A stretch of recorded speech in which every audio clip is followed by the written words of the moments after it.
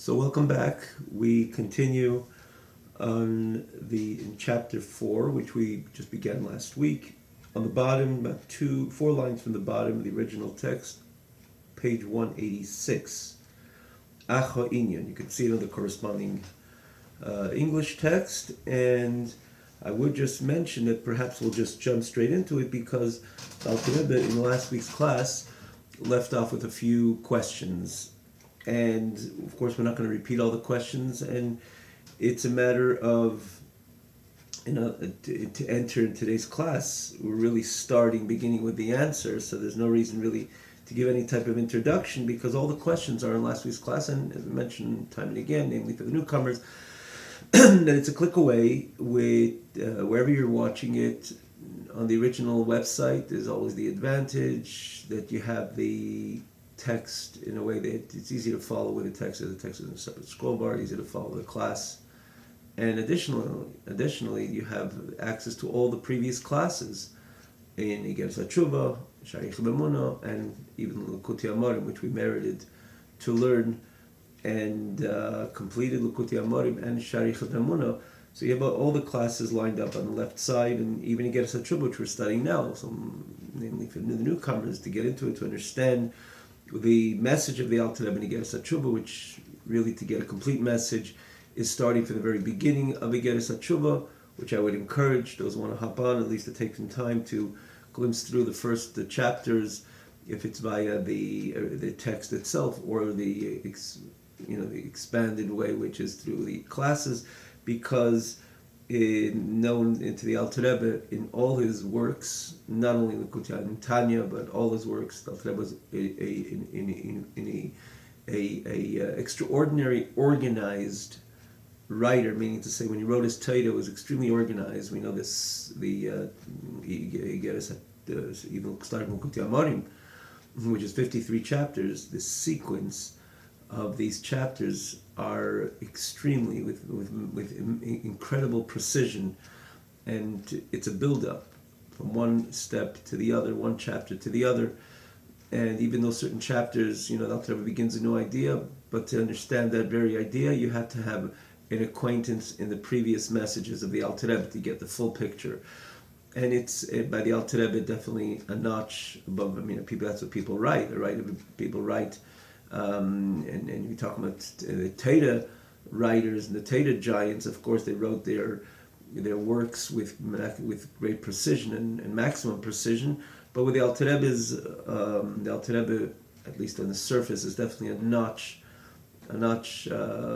above, or in the context of writing, in the organization of the layout, the prakim, the style of words. And in all his writings, you look at Alter Rebbe's Shulchan Aruch as an example. That's why by Alter Rebbe, the Lashon is by great Talmid Chachamim from the time of the Alter Rebbe. They called the Lashon of Alter Rebbe L'Shoni Hazav, the golden Lashon. It was transparent. This is not just transmitting Torah, Halacha, and so on, but the precise order. And I'm saying this because to understand Perek Daled, or even this idea, it's important to have a broader understanding of what the Alter Rebbe is getting at with the Igeres HaTshuva. Especially, we mentioned he's dealing with one of the extremely significant matters, which would make a great difference in the relationship of a Yid with HaKadosh Baruch Hu. We spoke about it then. The Alter Rebbe mentions this a few times throughout, namely in this chapter, but throughout the Igeres HaTshuva, the sin which we spoke about, again, the sensitivity of the Alter Rebbe and the brilliance, if you will, to establish an Igeres HaTshuva so uniquely different and distinct, tackling the same very sin in such a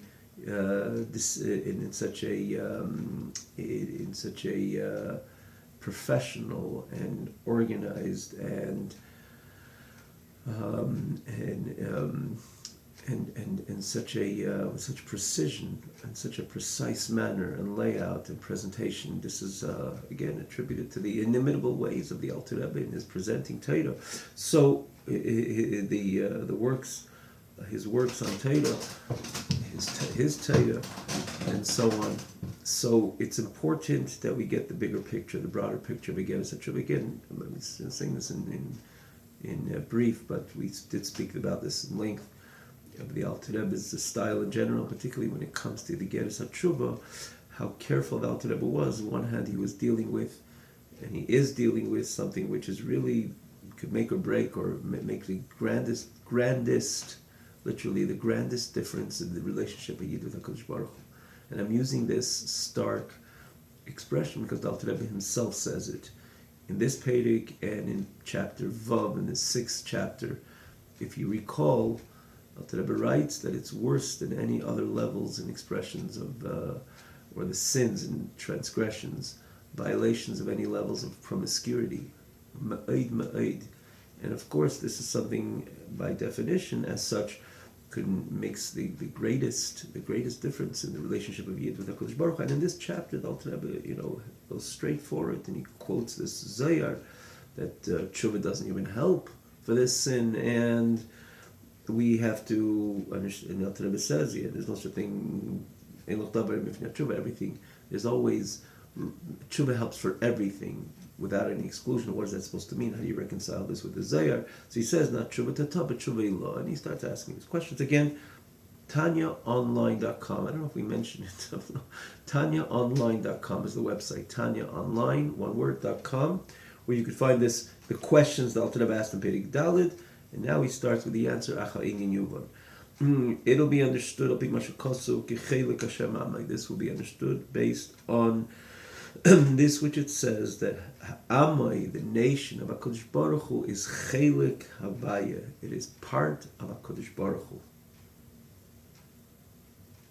What does that mean? Chelik Mishem Havaya Baruch Hu, which is not only part of HaKadosh Baruch Hu, it's part of the Shem Havaya of HaKadosh Baruch Hu. Because we know there's different names HaKadosh Baruch Hu has. Each one demonstrates another expression of HaKadosh Baruch Hu. While Elokim is the inferior name of HaKadosh Baruch Hu, as we mentioned this time and again, really. I mean, many times rather. We mentioned this many times.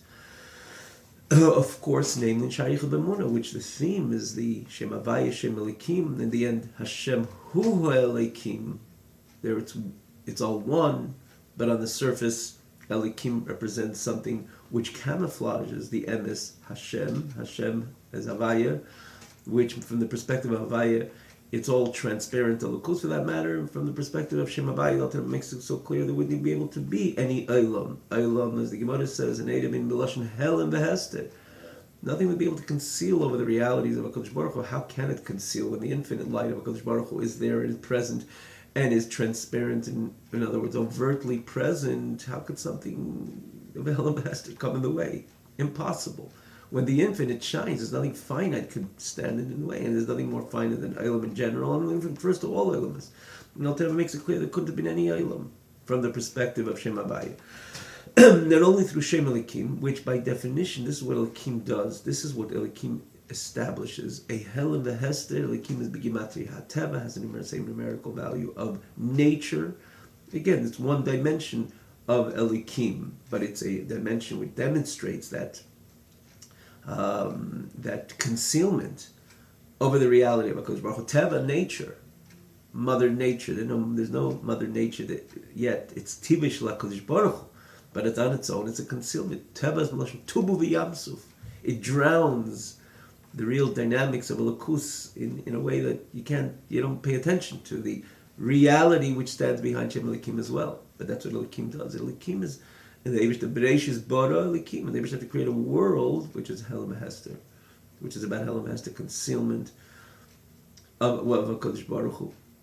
And that's what Eilam is. So it says Bereish is Bara Elokim, because from the Shem Havaya there can't be any elements.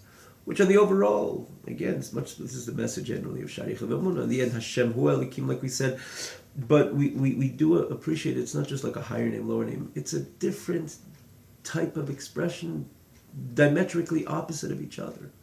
While Shem Elokim is the inferior name of HaKadosh Baruch Hu, Shem Havaya is the superior name of HaKadosh Baruch Hu. Creation of worlds is an inferior expression. It says in Zayar, it's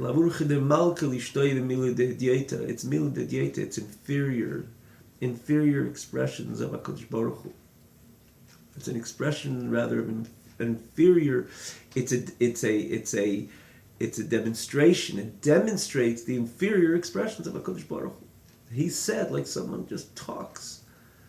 Then there's, of course, the Aseres HaDibres, also 10, but that's the inner talk of HaKadosh Baruch Hu. We mentioned the other day that a great professor, which they come from far and wide to hear him speak, and he comes into the room and he asks one of the people with him, could you take my coat and hang up my coat? And then he starts with his presentation. It would be foolish for someone to want to repeat what he says. He started with take off my coat. Well, or please hang up my coat. Well, by the way, but we're talking about the average professor, not necessarily the context of Talmud Chacham or Torah. This is something which you don't pay attention to. Surely it's coming from the same person. It's the same voice and it's the same person who's talking. But nonetheless, this talk is an inferior talk in comparison to what he's all about. Why they're coming to hear him from far and wide is not because please take my coat and hang it up. Everybody says that. Usually people say that. They're coming to hear what's going on in the inner workings of this professor. So this presentation is coming from the same area of, externally at least, from please take my coat and hang up my coat. But it's the entire inner workings, the inner extraordinary talents and capabilities and his scholarship, that is, rather, of this individual coming through the subsequent words as he begins his essay and he goes through the 45 minutes or hour. There's the Asara Mamoris, the inferior dimension of HaKadosh Baruch Hu. Sure, no one else created the world and HaKadosh Baruch Hu, but that's Bereshis Bara Elikim, Ma'amores. And it's inferior, the famous expression of one of the great Mekubalim, that's not the greatness of HaKadosh Baruch Hu, that he created the Olam and he created as a creator. It's the most inferior expression of HaKadosh Baruch Hu, that he's a Beire Olamis. The inner workings of HaKadosh Baruch Hu is Be'ein Areich. Olamis don't even not only stand a chance, they don't even stand a chance, meaning not only they cannot be in the face of the Shem Havaya, the inner expressions of HaKadosh Baruch Hu, or HaKadosh Baruch Hu expressing his inner self, but they don't even stand a chance because nothing could stand really in the face of infinity. Shem Havaya expresses the infinite dimension of HaKadosh Baruch Hu. That's why Aseres HaDibres, that's where the whole essence of HaKadosh Baruch Hu. Neichi Hashem Elokecha, says the Gemara, Ano Nafshi Ksavos Yahavis. It is elaborated in Zayah. This is the Neichi, the core essence of HaKadosh Baruch Hu, Hashem placed into the Aseres HaDibres. Lahavdil, in the example, that's the scholarship of the professor, which are coming through the subsequent words, not what he said, Hashem created the world, but Bereshis Bara Elikim. That's inferior on all levels. And then there's the Shem Havaya, the inner workings of it, the Eibishter, the way Hashem, the way He's for Himself, by Himself, the infinite dimension of HaKadosh Baruch Hu. And that's where the Yid comes from, Kechelek Hashem Amay, not Elikim. It's precisely the Shem Havaya, the superior, supreme name of HaKadosh Baruch Hu. That's where every Yid comes from.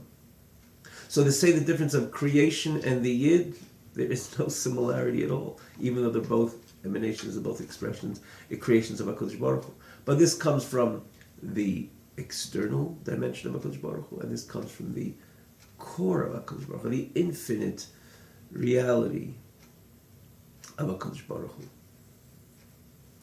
And so it's not only a Yid as a chelik of HaKadosh Baruch Hu, everything really is a part of HaKadosh Baruch Hu. Without HaKadosh Baruch Hu, nothing can exist. But this is chelik mishem havaya, chelik havaya amei. And this is, I'm just elaborating a little more over here, because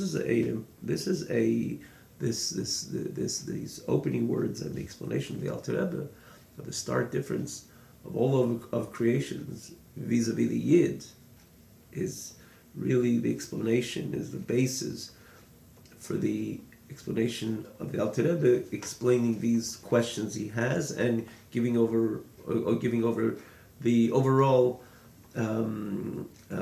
understanding of the ideas of tshuva, which is presented in this Igeres HaTshuva, and giving, in the broader bracket, leading the Yid to understand what his relationship with HaKadosh Baruch Hu really is and how he could maintain a consistent relationship with HaKadosh Baruch Hu. on a higher plateau, which is again the trivial law, in a way that it could be something which is not regular, and as such get rid of anything of negative, especially the stuff which Alter Rebbe speaks about here, becomes something of the past, and he's on a different plane and a different and unique type of relationship with HaKadosh Baruch Hu, which could be really consistent. But let's travel through this journey. So Alter Rebbe says, just by the way, so why did Eibush to create Olam? Just leave it with the expression of Shem Havaya. No, but Eibush wanted a dir b'tachteinim. Spoke about this so many times. Shem wanted a dwelling place in this very lowly physical world, and for that you have to go through the process of Shem Elikim, where there's room for Hel and Behester and create all the elements. And then Elam Hazeh, because the Eibush wanted Asora Kaf b'Shekel HaKodesh, like it's brought down that the fusion between the external, the inferior, and the superior, in other words, the fusion between the Aseres HaDibres, Torah, the spirit of Torah, the message of Torah, together with a world which is created, the Asar Mamoris. It says in the word Asara Kaf b'Shekel HaKodesh, which is a pasuk. The idea there's the fusion between the two. The Shem Yichud Kutra Brichu Shchinte, we explain this, which we say before Bach Shomer, and those who say before every mitzvah, before learning Torah, and so on. Because that's the point, the fusion between the two, but we're not going to get into it now. We spoke about this quite a few times. So the Seichevet Mishem Havai, it says, Ba'adam Arishon, Hashem blew into his nostrils a neshama of life. It doesn't say he spoke that into him, into Adam. It says he blew. When the other comes, all the other creations, Bidvar Hashem Semaim Nasu. He spoke it. Ma'asar Mamoris Nivra Ha'elam Vayemer, which is that Vayemer Elikim Vayemer. When it comes to the neshama, which again Hashem gives Adam Arishon, it says Vayipach. He blew. One who blows comes from the core of the person. It's not something which is external, and that's why a person can talk for a long time. It's too long, but a person is able to talk an hour, 2, 3, 4, and in the end of the day, it's the same breath which is coming through. In other words, which establishes the voice, the talk, the words, the letters is also coming from it's his breath which he's investing in. It's the investment of breath in every word. Again, there's a whole mechanism how the words come out, and of course, the Eibishter Hashem gave, not every creation is able to talk, but Hashem gave the special nefesh to the human being, the nefesh chayu, the Targum says, l'ruach memalala, the ability to talk. So of course there's all that which a healthy person is able to present words, letters, sentences, and so on, but there's the actual mechanism which establishes the actual voice, and one of them is the breath, the oxygen, the breath. Person you talk and you put your hands next to your mouth, you'll see that it's always an extension of the person's the oxygen, an extension of the breath coming via the words. But when a person blows, you can blow for maybe a few seconds. If you're better at it, a minute, maybe 2 minutes. But after a while, again, it's case by case, but the common thread between all the great blowers is that it's a very short period of time. Why so? Answer, because that's coming from the external dimension of the human being. Yes, it's the breath which a person invests in that talk, but it's the external dimension of the expression of breath. In other words, the extending of his breath. And therefore, because it's external, it can go on for a long time. But when you have to pull out Nafshe Yotza Bidabre sometimes, that's the Aseres HaDibres, really, it's not just regular Maimonis, but we're talking about the person blowing, you're blowing miteiche from the inner you. So of course there's a limitation. How much could you give out from the core of yourself? And that inner Hashem, miteichim ve'yipach, he blew into Adam Arishin, saying that, yeah, the Adam Arishin, this neshama which I'm giving Adam Arishin, is nothing like the remaining of creation, which came through the Asara Ma'amores, Bidvar Hashem Shamayim Nasu, Ruach Piv Kol Tzavom, also says Ruach Piv, but this is the Ruach Piv, which is associated with the Dvar Hashem, which is in the same pasuk. Comes to the Yid, comes to the Neshama, which the Eibishter in blows into Adam Arishin, it says Vayipach. It doesn't say he spoke it like all of creation. He spoke creation into being. But in this case, it says Vayipach because it's coming from the core. And in the terms of Eva Kodesh Baruch Hashem's names, Elikim would be the Dvar, Dibur, Malchus. We spoke about this many times, especially in Shaykh Vemuna. Elikim associated with Malchus. Malchus Chamalchus Kol Elamim. Then you have the Shem Havaya, which is the Teich of HaKadosh Baruch Hu. The Teich meaning to say, when we think about HaKadosh Baruch Hu, it's Hashem's infinity. Hashem is infinite. Hashem is Bli Gvul. This is a Shem Havaya, which demonstrates the Bli Gvul of HaKadosh Baruch Hu. That's the Teich. By Miteichim, an expression which expresses the Shem Havaya, the infinite dimension of HaKadosh Baruch Hu, which is the Shem Havaya of HaKadosh Baruch Hu. And that's what Hashem imbued into Adam Arishin, that Nishmas Chaim. And as such, the Yid is a Chelik Havaya, not, which is Shem Havaya, Shem Yud Kivavke, not Shem Elikim. A Yid's Neshama is directly connected with the Shem Havaya of HaKadosh Baruch Hu, the core of HaKadosh Baruch Hu. Just to pause a moment, one was going to ask the question, well, we're talking about Adam Arishin. Wasn't Avraham Avinu the first Yid, which had a full-fledged Neshama? And the answer is, of course, Avraham Avinu was the first Yid, and Adam Arishin is the progenitor of all of creation, all of mankind, rather. But the answer is, the world was created, Bereshis Bishvil Beis Reshis, for Am Yisrael and Torah, for the Jewish nation and Torah, in order the Jewish nation should have that positive impact in the entire world, not negating the entire world and other nations and other people, a certain sense of pompousness. The world was created for me. No, in a positive way. A person humbles himself and he knows that part of his service to his Creator, and part of his mandate is not only to serve HaKadosh Baruch Hu individually, but to be Eir Lagoyim, to transform the entire world, to bring the awareness of the godly reality to the entire world, not to go into it now. But in the end of the day, Bereshis, the whole world was created because HaKadosh Baruch Hu, for Hashem had this desire, Nisava HaKadosh Baruch Hu, Hashem wanted a dwelling place in this very physical world. So that's why Hashem created the world.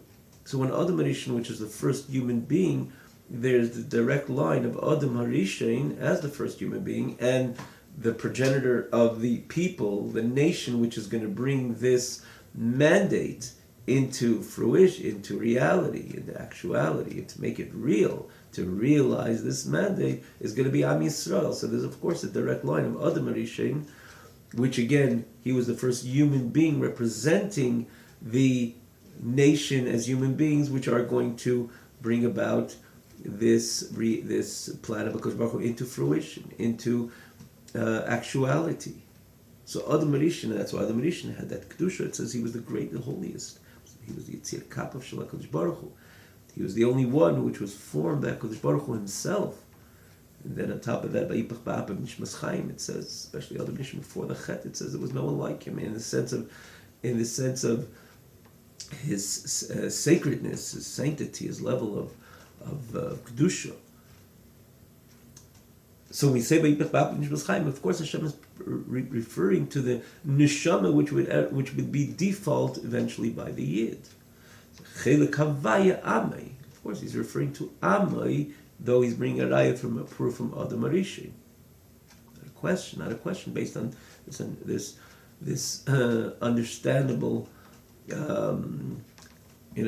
connection with the Adam Arishin. Eventually, Am Yisrael, as we just point out. The pasuk says clearly it's Amai has the Chelik Havaya. And again, it brings the raya from Vayipach Ba'apav Nishmas Chaim. After Leid Musakul Chas V'Shalom. It's not like HaKadosh Baruch Hu has an image of a body to say the difference of speaking and blowing. To us, human beings, we understand based on the way the makeup of our bodies as human beings, we could relate to this idea of talking, the difference of talking and blowing. But HaKadosh Baruch Hu, of course, doesn't have the body, doesn't have an image of a body, understandably so. But nonetheless, Dibra Teirah Kol Hashem B'nei Adam. HaKadosh Baruch Hu speaks in the language of man when the Torah wants to relate a certain idea.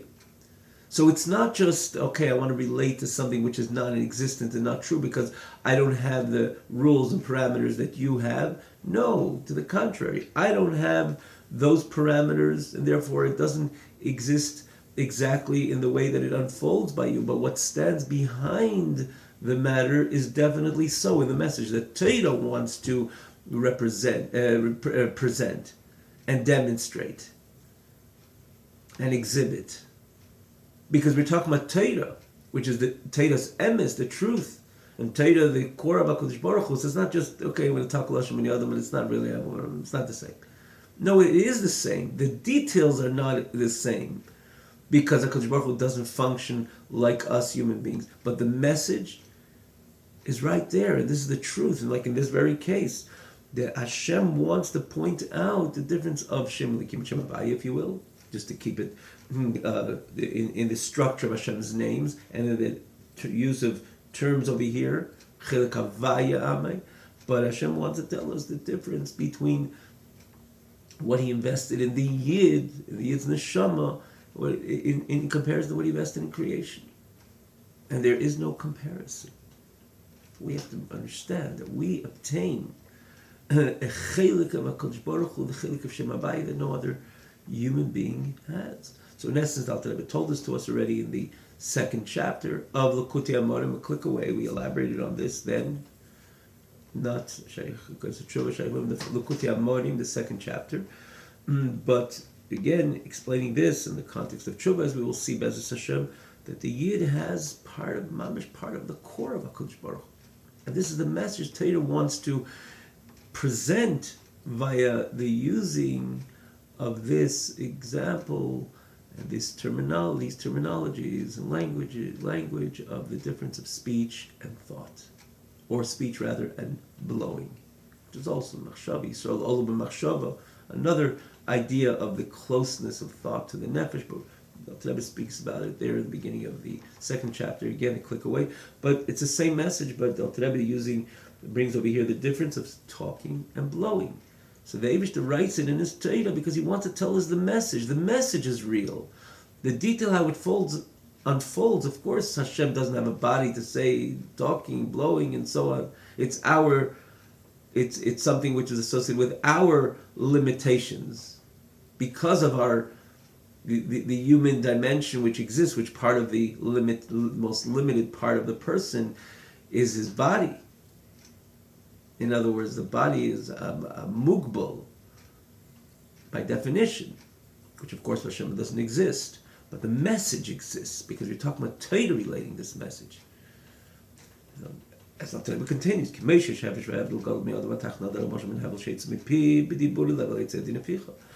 like there's a great difference and distinction by man, by the human being. As an example, between, again, he says that, in other words, the human being in this physical world, between the oxygen, the breath, which comes out of his mouth by talking, to the breath which comes out of his mouth by blowing. With the breath which is invested in his speech is only just a little bit, a small bit of energy of his hevel, of his breath, which is invested in his speech. It's the external dimension of the living soul which exists within him. In comparison to this which comes from the energy of the one who blows, which is coming from his core,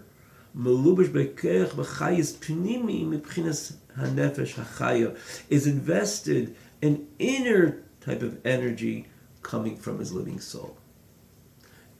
The expression sometimes nafshe yotza b'dabre. Sometimes in the person's dibur you can have his nefesh coming out, which is of course this is really similar to what we said before. We just mentioned as well. There's Naseres HaDibris. That Dibris is also Dibur, but no, that's the Dibur coming and associated with the core of HaKadosh Baruch Hu. Anochi Hashem Alikecha. As we're talking about the Dibris, which Hashem invested on his Anochi. It says in Zayir, Anochi is even higher than Shem Havaya. That's why, thus the order, Anochi Hashem Alikecha. Because Anochi is an expression of I, which can't even be hinted in a name, even not Shem Havaya. not even Shem Havaya. And that's what Hashem invested in Torah. Therefore, the Dibris of Torah is really the core of HaKadosh Baruch Hu. There's no comparison to the Asar Mamaris and Asar Dibris. The point is to fuse the two, but we're talking about the superiority of the koyach of the blowing, and in this case, the koyach of the dibur, which is associated with the core of the nefesh.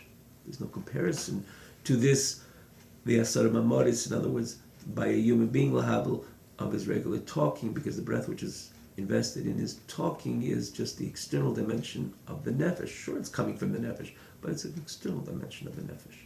It's not the core, it's not the inner workings of the nefesh, which comes through blowing.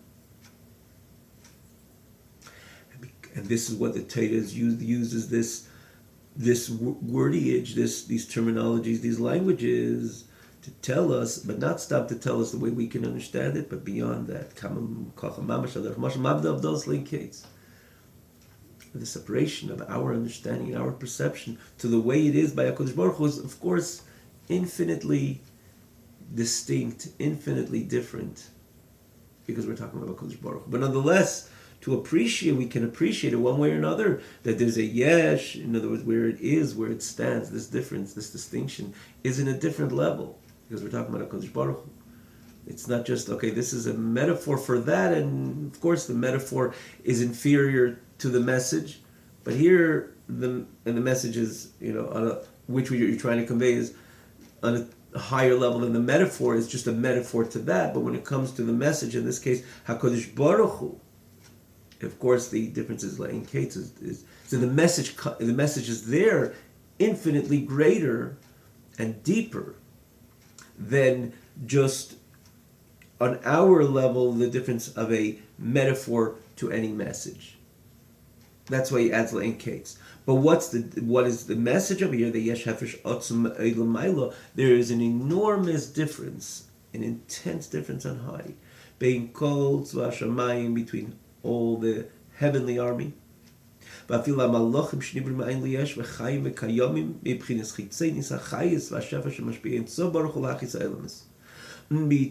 even the Malachim. Now the Rebbe doesn't even start with the Tzva Ha'aretz, the army of the land, meaning to say the creations of the land, which we could understand. And he starts with Tzva Shamayim, the army of heaven, meaning to say, because there we see something, the enormity of Hashem's creation comes across from the heavenly army, the sun, which was created so many years ago, thousands of years ago, and it stands with its same brightness and its same potency and its same heat and so on, as opposed to creations in this world that usually we see haibim v'nifsadim, that things come to an end, things ruin, they decay and so on, which is default on this plane. The Tzva Shamayim, you see a certain sense of something which expresses, in a certain sense, they express somewhat of the, can't say infinity because the sun is not an infinite, it's finite, but somewhat of the koyach of HaKadosh Baruch Hu in a way that they're not even nifsad. The sun, the moon, it's there for all these years and they don't decay. And generally the entire Tzva HaShamayim. So even the Tzva HaShamayim, and the Alter Rebbe says the heavenly army, not only the heavenly army, the physical heavenly army, but even the spiritual heavenly army, which is referring to, of course, the angels, celestial and angelic domain, so to say, or the celestial domain where the angels are, that is, which is the true Tzva Shamayim. They were also created from the Dibur of HaKadosh Baruch Hu. They're part of the package of creation up to Hashem creating Adam and Nishan, up to that point by Yipach Ba'ap of Nishmas Chaim, where Hashem turns the page or establishes this totally different dynamic of investing part of his core into creation, into the human being, then Adam and Nishan, ultimately Chelek Hashem Amay, into every single Yid. So even the Malachim come from the Asara Mamaris. And that's what he goes on. Even the Malachim which created Me'ayin Liyesh, from a state of nothing to a state of something, meaning to say they were totally, their whole Mitzias as a Malach comes directly from HaKadosh Baruch Hu. In a way, again, Me'ayin Liyesh means to say that their whole existence, ex nihilo, which is the idea that it's only about Hashem giving them their opportunity to exist, then one would suggest, and especially they demonstrate this, so to say, angelic type of expression on a constant basis, maybe in their service to HaKadosh Baruch Hu, and any other matters which Hashem gives them a shlichus as an example. We see in the Torah, in these parshas, for example, that this malach does that. They are representatives of HaKadosh Baruch Hu, and they're shluchim of HaKadosh Baruch Hu, and they represent, and their whole mannerism and expression, namely their service, as we say in davening every single day, is one which represents somewhat of the HaKadosh Baruch Hu, of the divine dimensions of HaKadosh Baruch Hu, as they are constantly expressing their service in such a, or everything about their expression is so divine, holy, sacred, and lofty. So one would suggest, they're already associated with the inner workings of HaKadosh Baruch Hu. The Shem Havaya, the core, which we speak about, the Vayipach Ba'apov. We say no, that even the Malachim which created Ma'ayin Liyesh, their whole existence, again, is in a way that Eber Hashem brings them into their existence. And ultimately, they're created in this way that they are, so to say, their whole conduct is celestial, their whole conduct is on a higher plane. And they live and they exist, though, from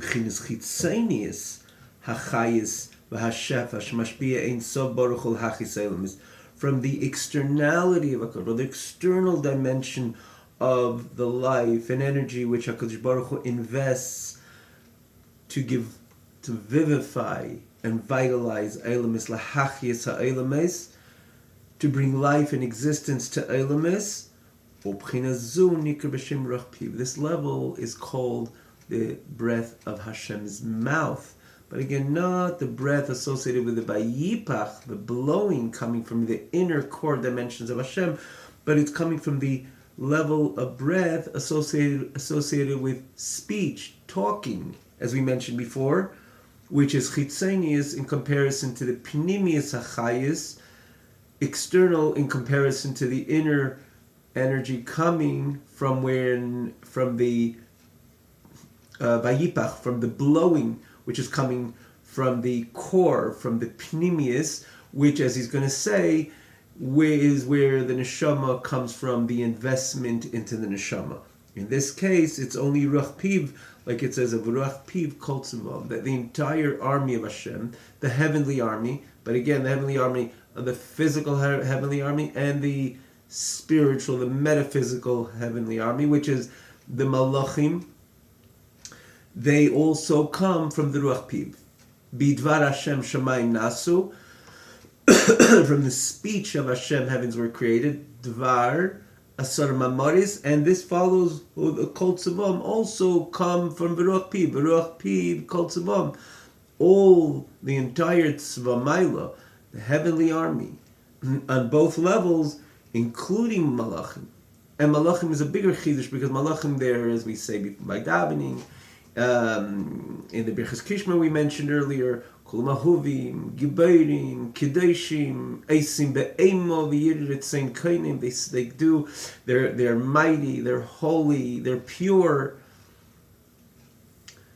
They do the desire of their Creator with awe and fear. Eisim. With awe and reverence and fear, it's saying kind of the desire of their master.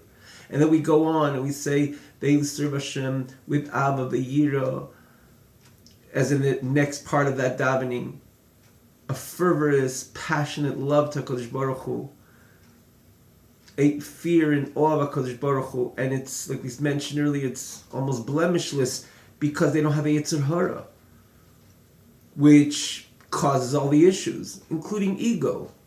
And in other words, even when a person does what he's meant to be done, but then the Yetzer Hara pushes in, introduces him, tries to teaspoon him, or at least start with teaspoon. Sometimes he can get really out of control type of yeshes, ego, self-centeredness. Look how you're serving Hashem. They don't have none of this stuff. So their avodah, their service is pure. unadulterated purity.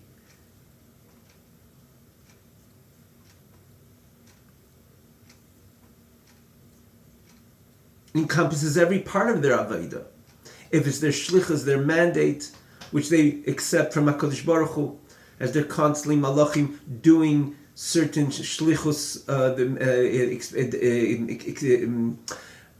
representing Hashem with these different mandates. If it's their personal service, but everything about them is kaddish and Torah, sacred, pure, and divine. But nonetheless, together with that, they're still part of the Ruach Piv Kol Tzavam, including the Tzvamayla, these Malachim. They're all associated with the inferior expression of HaKadosh Baruch Hu, the Asara Mamorais, Bidvar Hashem Shamayim Nasu, Ruach Piv, the Ruach Piv associated with speech. Sheheim Chines Kelim Vihi. Just one line up. And he makes it clear. This Ruach Piv is not the Ruach Piv associated with Nishmas Chaim. This Ruach Piv is associated with the Asius of the 10 sayings, the inferior expression of HaKadosh Baruch Hu, associated with Mamores, Shem Elikim, Malchus, and so on and so forth, as explained. Shem Chines Kelim, he says in the bracket, parentheses here, Shem Kelim Amshach, from Mishnah Baruch Lukat Amarim Cheli Beis Perik Gedalef. Cheli Beis is Shaykh of the Mona, which we mentioned in the beginning of the class today, which Alter Rebbe speaks of the difference, Shem Abai, Shem Elikim, even though the main message is in Shaykh of the Mona, is that Hashem Hu Elikim, it's one Eibishter with two expressions, and therefore what we see via the lens of Elikim, we have to know that Hashem, the Shem Abai, is there, as Alter Rebbe really comes across so strongly with this message, Perek Vav and Perek Zayin, namely, on both levels, Yichud Ilah, Yichud Tata, but nonetheless, the clear distinction there between Shem Havaya and Shem Elikim, as Alter Rebbe defines the two names, the two expressions of HaKadosh Baruch Hu. One of the things he says there, they're Keli Mam Shachis. The Shem Havaya is usually the Eir, the light, and then there's the Keli, a utensil, even though the utensil is meant somewhat to bring about the object and the item in the utensil from point A to point B, and therefore the utensil being vital, but nonetheless, put the item in the utensil, in the box covers up over this which is in it. And so too he explains the Shem Elikim, the Asar Mamoros are Kalim to the Shem Havaya, hence they cover up of the purity of the Shem Havaya, despite there is a purpose to Shem Elikim, as we mentioned earlier. These are Kelim Hamshachis, in other words, manifestations of HaKadosh Baruch Hu, in order in the limited manifestations and expressions, or expressions of HaKadosh Baruch Hu, the way they come in a limited and defined type of image and manifestation. Because this is the Asar Mamoris, as opposed to Nishmas HaAdam, the soul of man, and is the only emanation of HaKadosh Baruch Hu, which comes directly from Shem Havaya, which is Nimshchat Chilim M'chinis Pnimiyas HaChayis V'Hashefa Shemashpia Ein Tzo Baruch Hu Meshukosa V'Yipach V'Chulu, which comes on the outset from the inner energy and life, or life and energy, which HaKadosh Baruch Hu invests, in this case in the neshama. Like it says, Vayipach ba'apav nishmas chayim. Not he spoke the neshama into being, but he blew the neshama into being, thus coming from the inner core of HaKadosh Baruch Hu, and that's the only creation, the only emanation of HaKadosh Baruch Hu, but as a shaychus Hashem Havaya. Ki chelik havaya amay. Everything else, including the malachim, are associated and connected with Shem Elikim. What do we glean from this whole presentation of Alter Rebbe? That you talk about the neshama, it's not just like a notch or two or three over the rest of creation, including malachim. It's a total different dynamic. There's an infinite distance between the energy lies within creation, including, again, the superior dimension of creation we just mentioned, and the neshama. And the difference is infinite because if this is associated with a finite dimension of a finite expression, if you will, of HaKadosh Baruch Hu, an expression associated with finitude, And this is an expression of HaKadosh Baruch Hu associated with the Ein Sofness, the infinity of HaKadosh Baruch Hu. So finite, vis-a-vis the infinite, is truly infinite. So a neshama is a different dynamic. Now, we have to understand, we appreciate this matter on many different levels. We look at another yid. We're not looking just at another creation. You're looking at the chelik elokam mimal mamar. You're looking at the core Eibishter which exists within this yid. You're talking about the neshama, how great the neshama is, and to appreciate why the world ultimately was created for neshamas Yisrael through Torah Kedu the Avodah. It gives us the entire perspective of all the dynamics associated with the neshama, another yid, and so on. The Amay Shel HaKadosh Baruch Hu, the nation of HaKadosh Baruch Hu. It's not just another nation. It's Chelik Havaya Amay.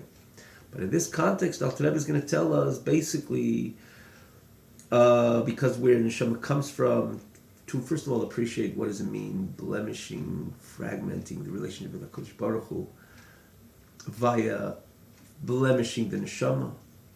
You're talking about, Rahman al-Itzlan, you take somebody, for example, and somebody gets a scratch on his hand. No one should, Chas v'shalom as well, and other people should not get no scratches, nor on their hand, nor on their toe. But if you compare a scratch on one's hand as opposed to the eye, or the apple of the eye, the difference is significant. It's not just another part of the body. This is a sensitive part of the body. It has dire consequences. The ramifications, the consequences are so different in the healing process and so on. And so too, or on the wound itself. And so too, you talk about the neshama, blemishing a neshama, blemishing the core of HaKadosh Baruch Hu. One, via this information, takes the whole idea of his relationship, his or her relationship with HaKadosh Baruch Hu, and understands it and appreciates it on a total different level. And therefore I should be careful. You're talking about the apple of the eye, for that matter. Am Yisrael is called Bavas Einei Shel HaKadosh Baruch Hu. Everything is of course interconnected, but the Yid comes from the Shem Havaya. But namely in this context, Alter Rebbe is saying, what happens when a person sins? What happens to the Shem Havaya within him? So before that, Alter Rebbe is going to say in this chapter, let's not jump the gun, the capabilities of the human being, because he has a part of HaKadosh Baruch Hu within him, therefore his connection with HaKadosh Baruch Hu is on a higher level. He has those 10 spheres, which are associated with Shem Havaya, starting from Chochmah to Malchus. Again, these 10 spheres, the way they're associated with the inner, the pnimius of Elokus, which is generally Atzilus, and therefore, in other words, similar to the 10 spheres of Atzilus, where the source of Shem Havaya is established. We know the Yud is Chochmah, the Hey is Bina, then there's the Vav, the 6 Midas, and then there's Malchus, so that corresponding reality exists within every single Yid. And in simple terms, Alter Rebbe shows us that no one like the Yid could appreciate Elokus, could intellectualize in matters of Elokus and have a clear, comprehensive perception and clarity, conspicuous clarity on the dynamics of Elokus, not because we're reaching out from below to something on high. We have the whole package of the on high as part and parcel of who we are. We are Chelik Havaya. So there is the Yud in Shem Havaya. We have it within ourselves. The Yud is Chochmah, associated with Chochmah Datzilus. We have the ability to establish that perception, the way Chochmah Datzilus perceives and is part of the wisdom of HaKadosh Baruch Hu, of the Chochmah Chakim, V'lei b'Chochmah Yediyah, the deepest levels of Chochmah, Riyas HaMahus. We have it within ourselves because that's who we are. And Alter Rebbe explains in the famous chapter of Perek Yud Ches in Tanya, that the Yid would always be ready to give up his life to HaKadosh Baruch Hu. It's not from the perspective of Bina, his understanding of HaKadosh Baruch Hu, his comprehension, thorough comprehension of HaKadosh Baruch Hu. It's rather because of his Chochmah. Chochmah is part of the Eibishter, so he's always ready to give up his life for HaKadosh Baruch Hu, which is very much synonymous with this spirit with this message over here. We have the Yud of Shem Havaya within us. And then we have the Bina, the Hey, which is about the ability to have a thorough, comprehensive understanding of Lukus in a manner and a way of Bina, which is about expansion of the Lukus. So it's not that we're reaching out to something which is not pertinent, but essentially pertinent to us, and we're tapping into another idea. No, the Bina of HaKadosh Baruch Hu is part of who we are.